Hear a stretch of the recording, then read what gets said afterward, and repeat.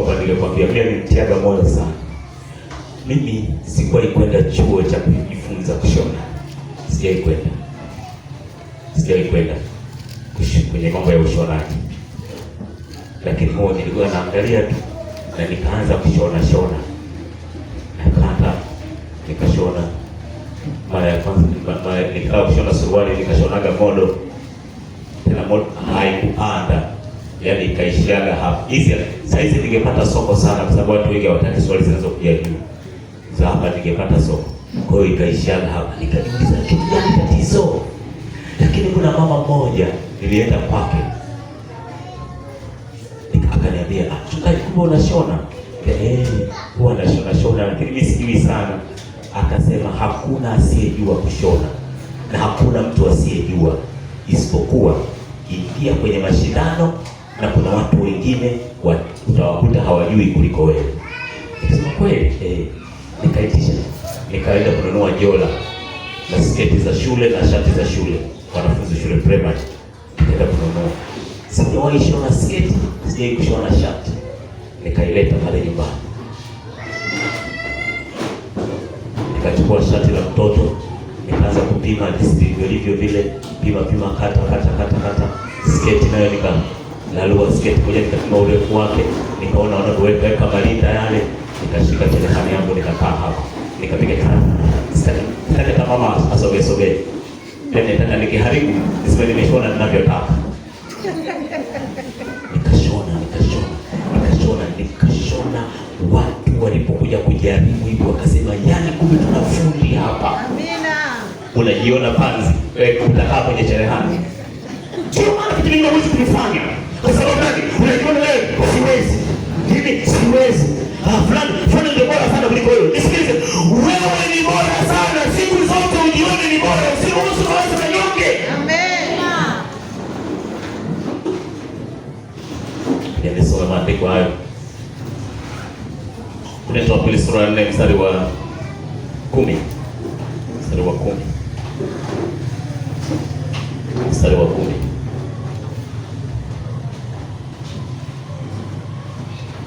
Paulo anasema hivi, siku zote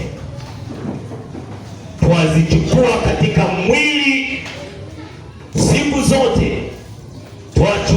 katika mwili, kuuawa kwake Yesu, ili uzima wa Yesu nao udhihirishwe katika miili yetu. Sikiliza, kila siku tunachukua hali ya kufa kwenye miili yetu, hali ya kufa kwa ajili ya Kristo, ili ule uhai wa Kristo uonekane ndani yetu.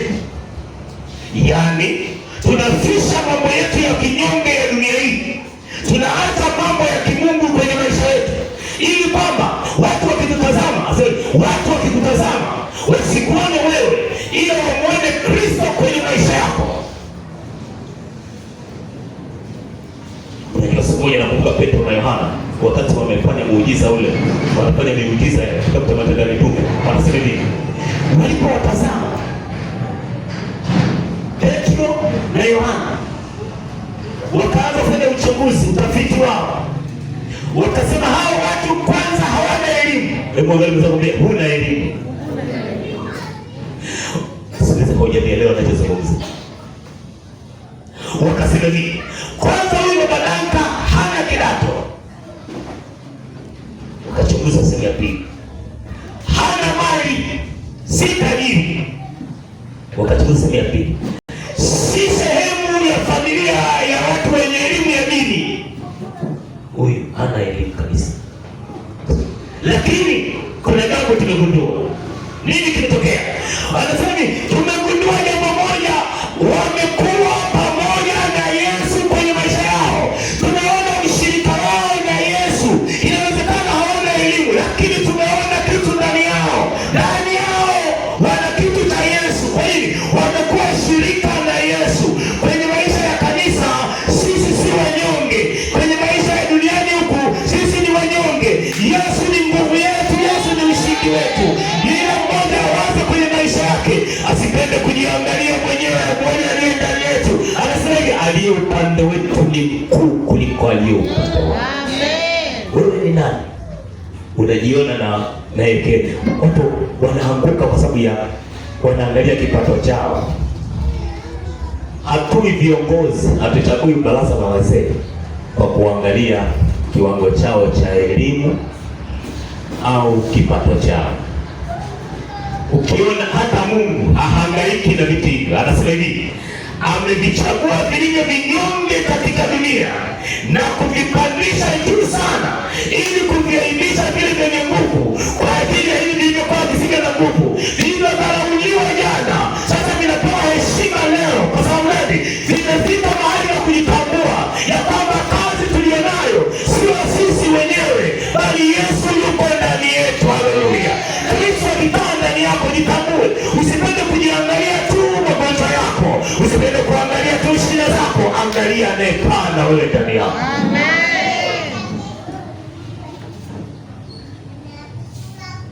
Wewe ni nani?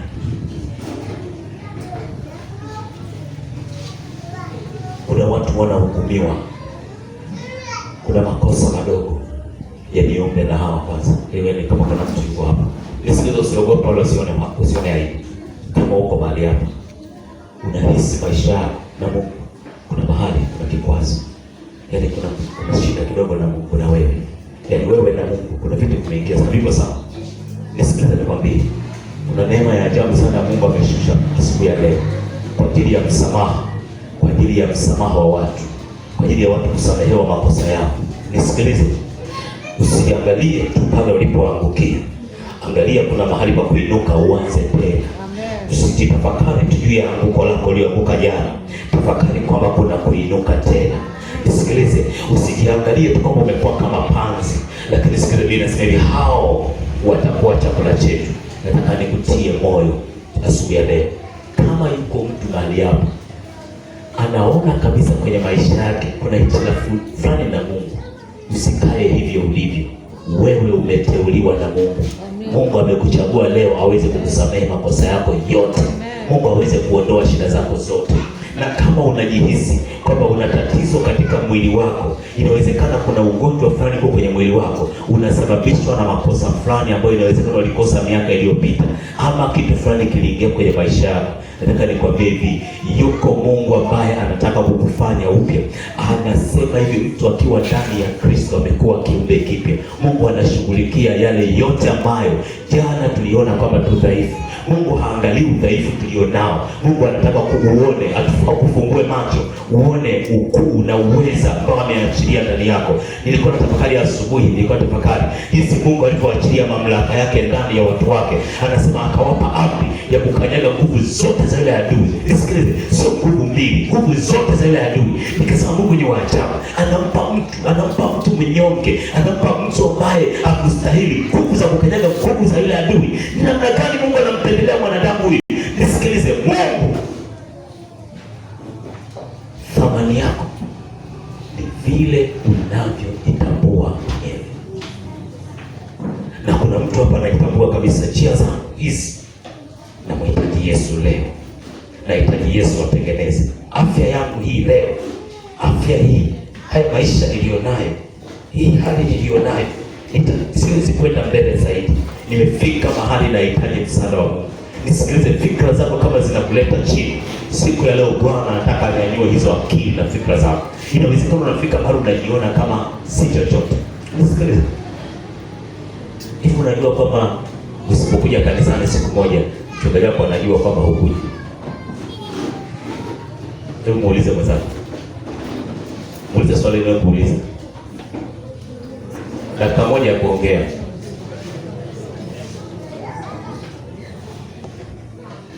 Nikwambie hivi, usipokuja kanisani siku moja, mchungaji wako anajua kwamba haujaja. Anajuaje?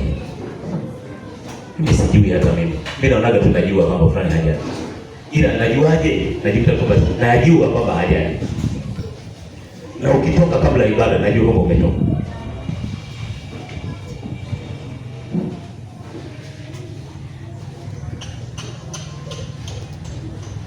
Na ukiuliza unajuaje? Sasa mimi sijui, ila najua, naonaga tu tayari naelewa kwamba umetoka. Mwangalie mzako useme Bwana Yesu asifiwe. Hapo unajitambua wewe ni nani? Usema kwa miguu yako.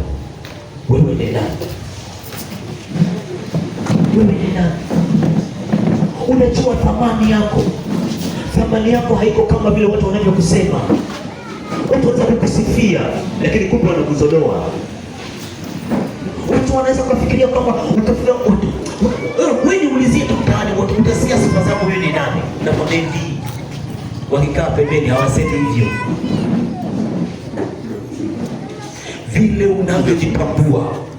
Vile unavyojitambua nifikiri waimbaji watakuwa wamefika mahali pake tayari. Sijajua waimbaji wako wanakuwa wazito kuelewa kila siku. Hawasomi alama za nyakati.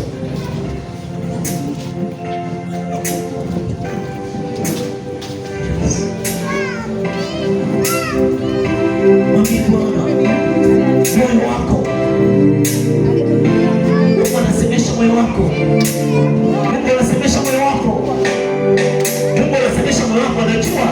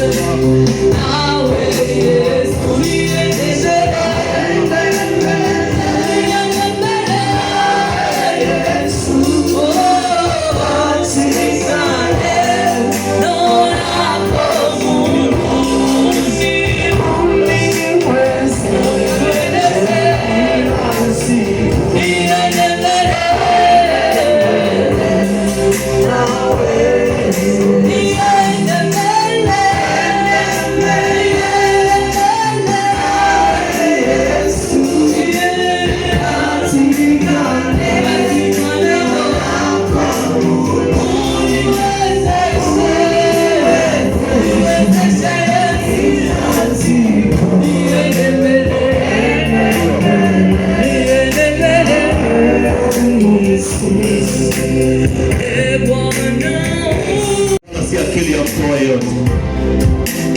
Haijalishi watu wengine watasema nini baada ya hili, lakini wewe kaa chini na utafakari maamuzi uliyofanya leo. Na Mungu wetu afanye utani. Mungu wetu ni mwaminifu. Mungu wetu ni wa haki. Mungu wetu anajibu. Mungu wetu anafanya sawa sawa na mapenzi yake. Mungu wetu ni mwaminifu. Mungu wetu anajibu sawa sawa na mapenzi yake. Nyosha mkono wako kulia juu. Nyosha mkono wako kulia juu, na mkono wako mkono wa kushoto kwenye kifua chako. Nisikilize haya mambo naenda kuongoza maneno haya machache. Roho Mtakatifu ashuke ndani yako.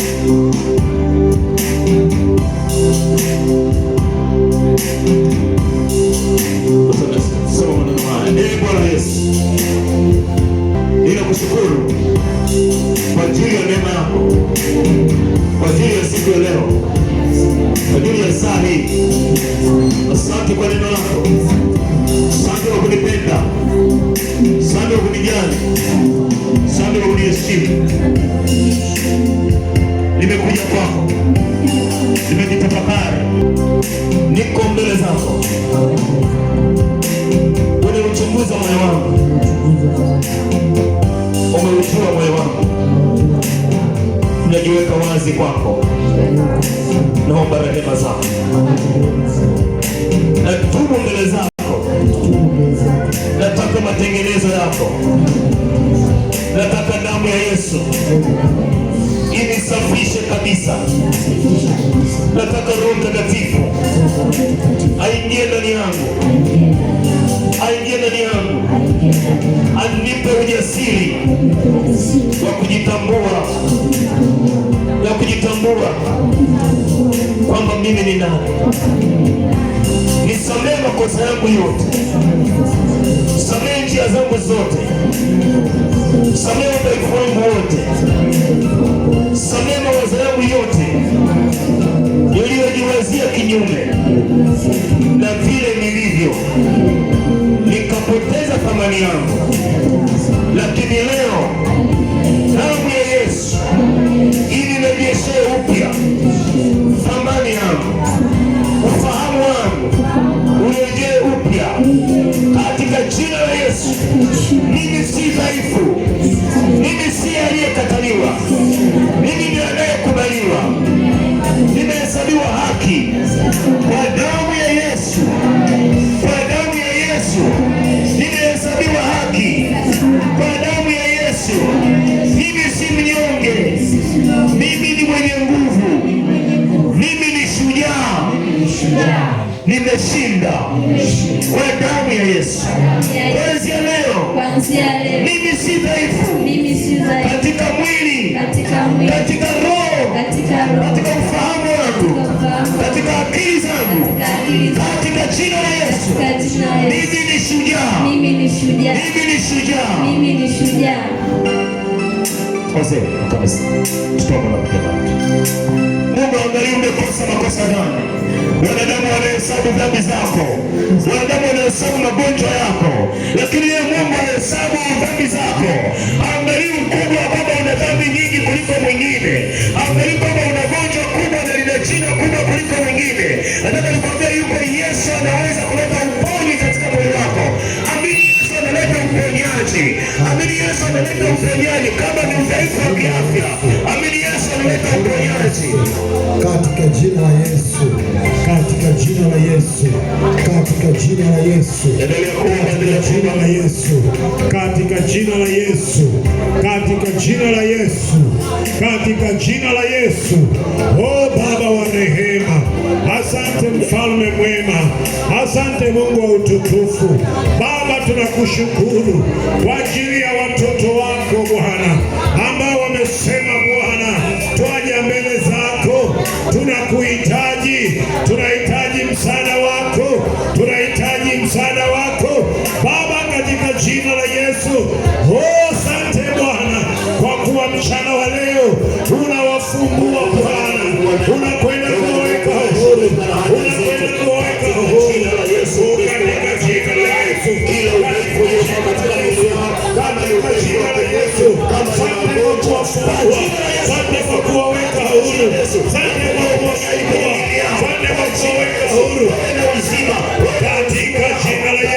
katika jina la Yesu, katika jina la Yesu, wapokee uzima. Nasi tunatamka Bwana, tunatamka Jehova, ya kwamba wawe wazima katika jina la Yesu. Wapokee uzima rohoni, wapokee uzima katika nafsi zao, wapokee uzima katika miili yao, kwa jina la Yesu, kwa jina la Yesu, katika jina la Yesu, wawe wazima. Oh Baba utukufu, wawe wazima katika roho na katika mwili, katika nafsi zao, wapokee uzima Bwana. Sante Mfalme Mungu, sante Jehova, sante Baba yetu, utukufu ni wako Bwana. Ubarikiwe Mfalme mwema. Yes.